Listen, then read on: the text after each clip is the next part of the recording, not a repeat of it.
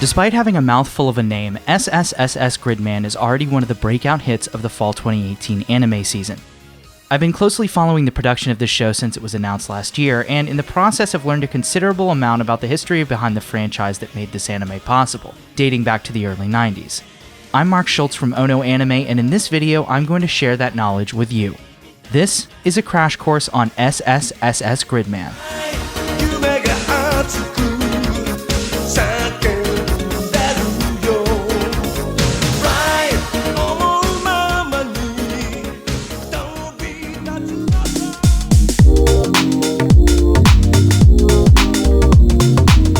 Denko Chojin Gridman, literally translated as Lightning Superman Gridman and localized as Gridman the Hyper Agent, began in 1993 as a giant hero tokusatsu series created by Tsuburaya Productions, a Japanese special effects studio well known for creating the immensely popular Ultraman series.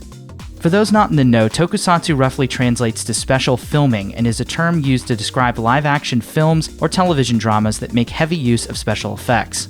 Giant hero shows differ in some key ways from other tokusatsu series that are more well-known in the West, like Kamen Rider and Super Sentai.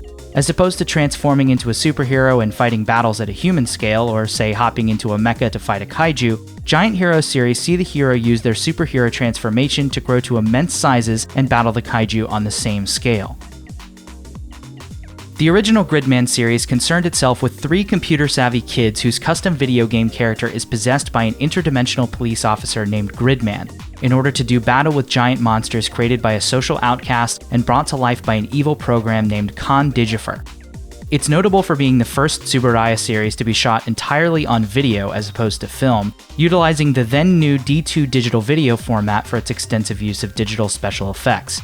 It's because of this radical change in filming technology that Tsuburaya created Gridman to look and sound futuristic, using the show as a technological and stylistic testbed that would see all Tsuburaya shows that came after filmed on D2 video. Following Gridman's finale in 1994, an American version of the series called Superhuman Samurai Cyber Squad was aired in syndication on American TV and produced collaboratively between Tsuburaya, their American division Ultracom, and Dick Entertainment, much in the same way that Saban had created the immensely successful Power Rangers series from the Japanese Super Sentai. Unlike Power Rangers, however, the collaborative nature of the production and Tsuburaya's high involvement in the planning resulted in an American series that was incredibly similar in plot and substance to the Japanese one, a rarity at the time.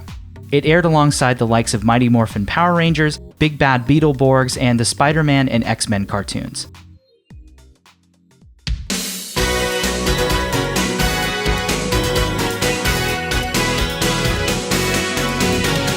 From then, the Gridman property sat dormant and largely forgotten until resurrected by the fledgling animation studio Trigger in 2015, when director Akira Amemiya and a small team of animators entered their short Denko Chojin Gridman Boys Invent Great Hero into Studio Kara and Dwango's now legendary Animator Expo short film series.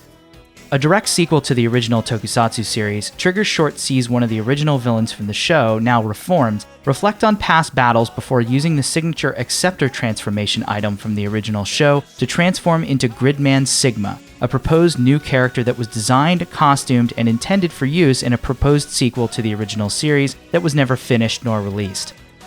Trigger's short has the air of a fan film throughout and shows the passion, love, and pure knowledge Amemiya and his staff had for the original tokusatsu series. They then combined that love and passion with the power and authority of Tsuburaya Productions to create the final step in Gridman's history, SSSS.Gridman itself.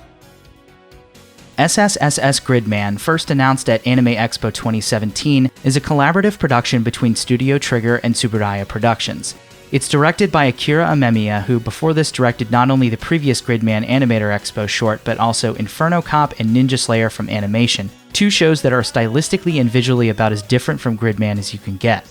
2D animation is being handled by Trigger's B team, mostly animators that worked on shows like Kiznaiver and Ino Battle, and the extensive 3D CGI used in the show is animated by Graphinica, a former subsidiary of Gonzo that's now a reputable computer graphic and post-production studio. While Trigger's Masaru Sakamoto designed the main characters, Tsuburaya is using their massive design and modeling resources to create all of the kaiju in the show, as well as the updated Gridman suit, pulling well-known designers from classic Ultraman shows and Godzilla movies for an added measure of authenticity. Rounding out the staff on music is Shiro Sagisu, a name you almost certainly know for his 20-year career creating the music for the Evangelion franchise, as well as numerous other popular and influential anime. This stylistic explosion and clashing of different design influences and styles of media means that SSSS.Gridman is an incredibly visually diverse show, with a high measure of authenticity and broad appeal for fans of both anime and tokusatsu. Story-wise, SSSS.Gridman takes a lot of beats from not only the original Gridman tokusatsu series, but also Superhuman Samurai Cyber Squad, hence the 4 S's at the beginning of its name. These beats include the 3 computer-savvy main characters, one of whom fuses and transforms into Gridman using not only a computer but also a new version of the signature Acceptor transformation item from the original series. Also similar is the structure of the villain and the kaiju they create, but the original male social outcast has been supplanted by a female Ultraman nerd who hides her sinister intent behind a quirky and friendly demeanor, and a new evil program who brings her kaiju to life named Alexis.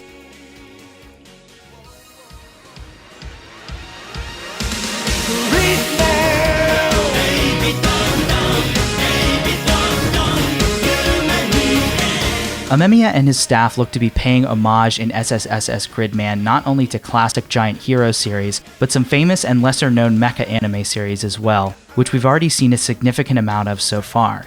This of course means the fans have an exciting series laid out ahead of us, and I can't wait to see where it goes, but you shouldn't stop there. The original Gridman tokusatsu series is available with brand new translation and localization on Amazon Prime Video through the Toku channel, and Superhuman Samurai Cyber Squad is available for streaming through Pluto TV. While Trigger's original Gridman short is no longer available through official channels, it's easily found on YouTube, and of course SSSS.Gridman is simulcast in the US on Crunchyroll. And that's it! Now that you know everything you need to know about Gridman, there's only one thing left to do. Go watch it. Thanks for watching, and I'll see you next time.